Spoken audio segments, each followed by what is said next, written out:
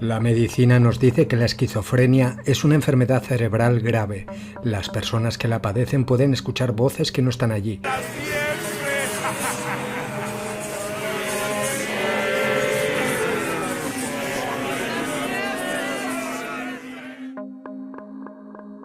Ellos pueden pensar que otras personas quieren hacerles daño.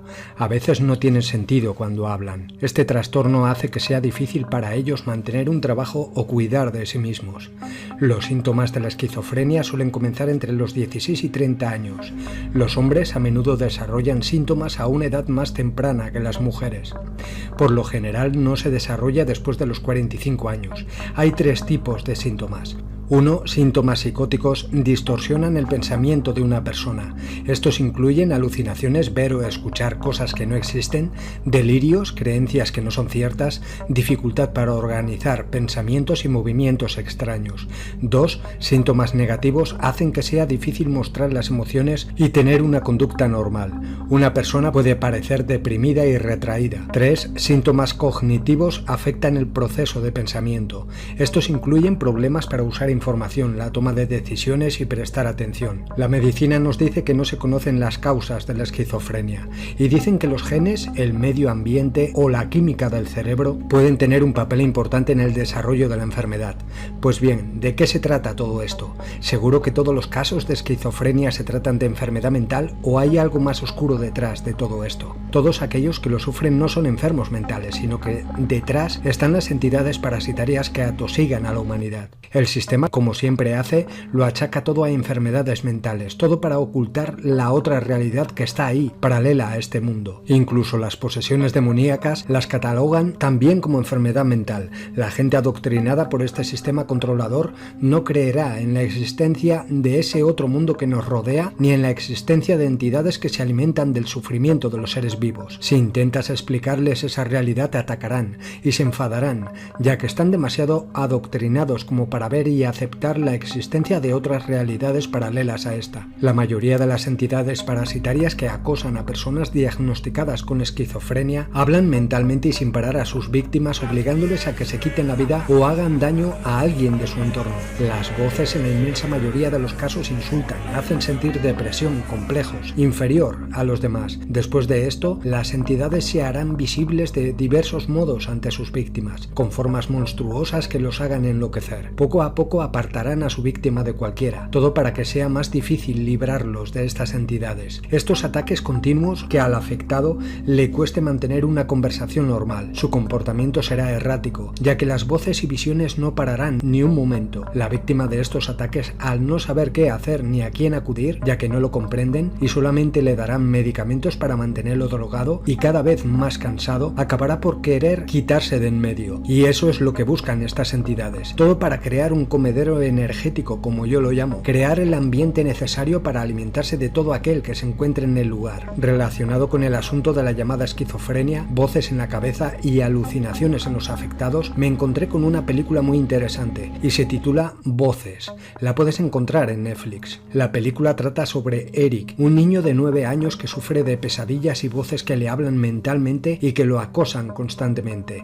Al principio sus padres lo achacan todo lo que le ocurre al niño a esquizofrenia o alguna enfermedad mental y lo envían a varios psicólogos, pero pronto se dan cuenta de que hay algo más oscuro detrás de esas voces. Además, las voces se escuchan también a través de objetos electrónicos como walkie-talkies, radios, juguetes, televisión, etc. Aquí nos muestran cómo las entidades interdimensionales pueden utilizar objetos electrónicos para comunicarse con esta dimensión. Ahí tenemos, por ejemplo, las psicofonías, donde pueden recogerse voces de entidades interdimensionales, incluso las psicografías, imágenes de entidades que se pueden grabar en la televisión. Estas entidades, como he dicho en varias ocasiones, tienen facilidad para utilizar la electricidad para comunicarse y desplazarse a esta dimensión. Será por eso que este planeta está rodeado de electricidad. Robert Monroe lo explica en sus libros sobre viajes fuera del cuerpo. Las entidades interdimensionales utilizan la electricidad para moverse de una dimensión a otra. Además, según dijo, la electricidad es perjudicial para el alma o espíritu del humano. Le impide el paso a otras realidades.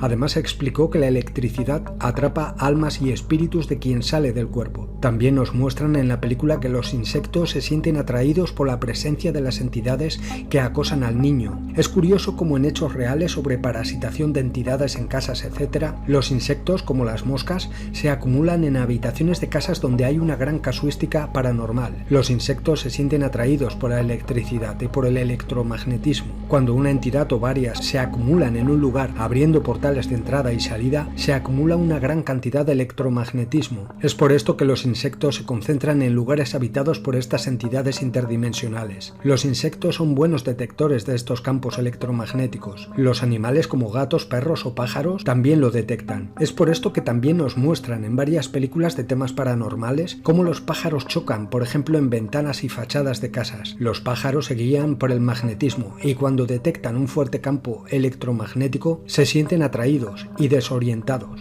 En la película además nos vuelven a mostrar el color rojo en forma de pelota como el contacto con estas entidades y el agua, en esta ocasión una piscina, para simbolizar el paso de una dimensión a otra. En las películas se repiten una y otra vez el agua y los espejos y el color rojo para describir esto, el paso de esta dimensión física a la dimensión donde habitan las entidades parasitarias. Relacionado con las entidades parasitarias que engañan a sus víctimas emitiendo voces mentalmente, está la película The Mimic, No sigas las voces. Esta película nos muestra cómo las entidades parasitarias imitan a los humanos para atraer la atención de sus víctimas. En una escena de la película, una mujer mayor le dice a su nieta lo siguiente: los espíritus le hablan porque la han elegido para atraparla. Ellos no pueden crear, solo imitar. Estas entidades y aquellos a quienes engañan para que cumplan sus órdenes solo pueden imitar. Ellos pueden infectar nuestros pensamientos y por lo tanto hacer que los seres humanos crean y lleven a cabo sus intenciones, pero carecen de la chispa de la vida espiritual que los humanos llevamos. Es por esto que el miedo es tan importante para ellos.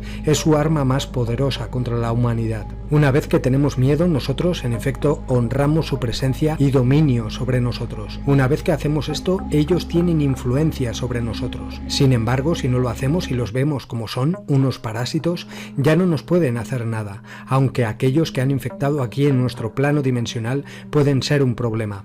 Aún así, el principio sigue siendo el mismo. Mientras cada uno de nosotros puede experimentar la liberación total que trae la verdad, cuando un número suficiente de nosotros llegamos a darnos cuenta, la Matrix se derrumba. Esta es la razón por la cual sus acciones y comportamientos han llegado a ser tan frenéticos y están teniendo que recurrir a la fuerza bruta y a técnicas de control masivo. Continuarán siendo más descuidados y tenemos que destaparlos a cada paso.